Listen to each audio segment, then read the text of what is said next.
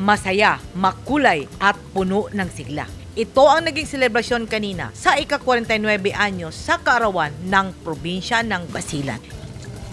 Inalala ni Governor Jim Hataman ang iba't ibang pagsubok na dinaanan ng kanyang probinsya mula sa takot galing sa gyera hanggang sa gutom ng mga mamamayan. As we celebrated for a week our beautiful Tenon Matarajan Festival, it also gave us the moment to consider what our aspirations have been over the years. Aspiration, bilang tayo yung nangarap, ano yung gusto natin sa Basilan, mga magulang natin, parang mas matanda pa sa atin. Dahil nag-start, naalala ko, 70s pa.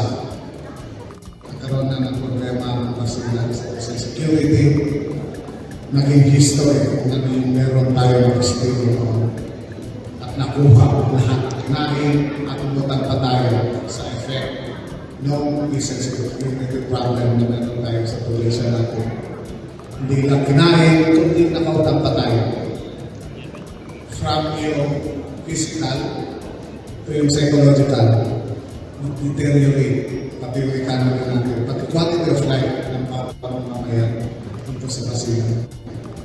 Hindi natin alam kung paano tayo at hindi natin alam saan tayo magsisimula. At halos bawat isa sa atin, tinatanggap na natin ang nangyayari sa bayan natin. Huwag kayo magaling dahil nangyayari sa amin. Pag tinatanong kami, nagkasaan kami, alanganin kami magsabi, nagpasilan kami. At ang ilan sa atin, itatago at ang pasilan sila. Ito ang respect sa atin. Ganun po ang nangyari sa bayan natin.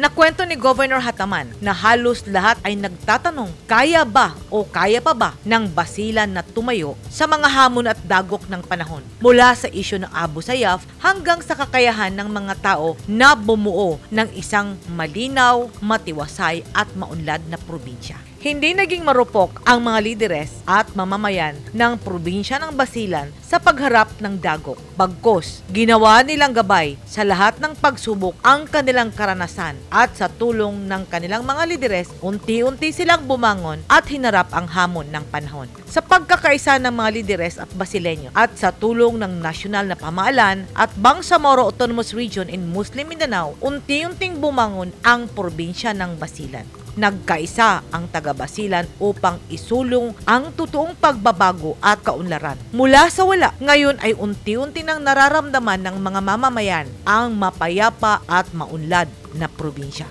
Ang dating lamesa na walang laman, ngayon ay nagkalaman at may pagkain na ang lahat ng lamesa doon sa probinsya ng Basilan.